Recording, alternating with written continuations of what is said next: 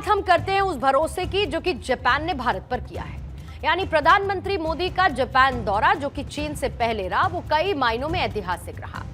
15वीं Bharat Japan summit में दोनों देशों में 150 समझौते हुए, जहां पर जापानी पीएम ने भारत में अगले 10 साल में 6 लाख करोड़ रुपए निवेश की बात कही, जो कि भारत की वैश्विक ताकत बनने की एक शुरुआत के तौर पर देखा जा रहा है।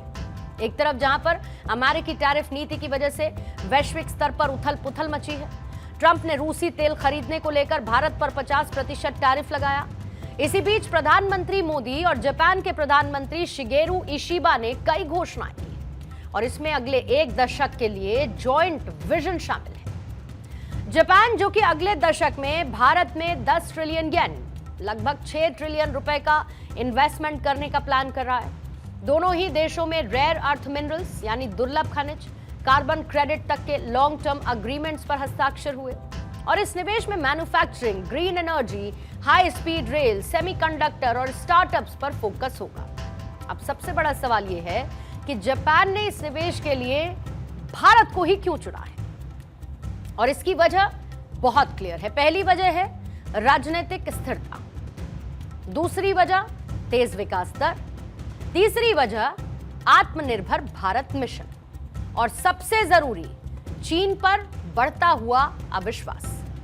ये पूरी दुनिया जानती है कि एक तरफ अमेरिका और चीन के बीच ट्रेड वॉर छिड़ा है, ऐसे में जापान ने भारत को अपना स्ट्रैटेजिक पार्टनर चुना है। यानी कि अब मेक इन इंडिया सिर्फ एक नारा नहीं, जापानी टेक्नोलॉजी और भारतीय टैलेंट का एक नया गठजोड़ है। जापान का ये 10 ट्रिलियन येन भारत के लिए एक इकोनॉमिक बूस्टर नहीं बल्कि आत्मविश्वास का प्रमाण है, जो ये दिखाता है कि भारत अब निवेश का डेस्टिनेशन नहीं बल्कि एक लीडर की भूमिका में तेजी से बढ़ रहा देश है। बुलेट ट्रेन हो, चिप मैन्युफैक्चरिंग हो या फिर ग्रीन एनर्जी, आने वाला दशक जापान और भारत के आर्थिक रिश्तों का स्वर्णिम युग हो सकता है। यानी भारत के लिए जापान हर दम सहयोग करने के लिए तैयार रहता है। प्रधानमंत्री मोदी की जापान यात्रा ग्लोबल कूटनीति में एक महत्वपूर्ण टर्निंग पॉइंट है। जापान पर भी अमेरिका ने टैरिफ लगाया और ऐसे में प्रधानमंत्री मोदी की जापान यात्रा को भी इंपॉर्टेंट कंसीडर किया जा रहा है। ट्रंप की तरफ से टैरिफ लगाए जाने के बाद भारत अपने उत्पादों के लिए नए बाजार की तलाश में है और यही वजह है कि प्रधानमंत्री मोदी पहले जापान गए और फिर अब वो चीन के दौरे पर हैं। जापान में प्रधानमंत्री ने कहा कि पिछले 11 सालों में भारत का तेजी से विकास हुआ है और जल्द ही विश्व की तीसरी बड़ी इकोनॉमी भारत बनेगा।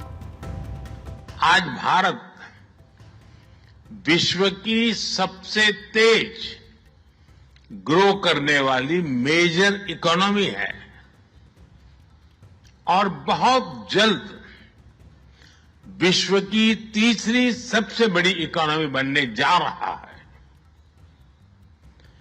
वैश्विक ग्रोथ में भारत 18% योगदान दे रहा है। भारत की कैपिटल मार्केट्स में अच्छे रिटर्न्स मिल रहे हैं।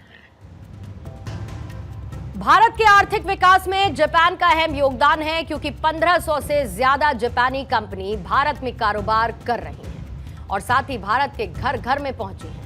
जापानी उत्पाद भारत में क्वालिटी और साथ ही टिकाऊपन की पहचान बने हैं।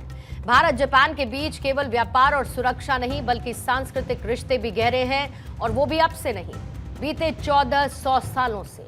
और प्रधानमंत्री मोदी अब इसे एक नई ऊंचाई पर ले जा रहे हैं।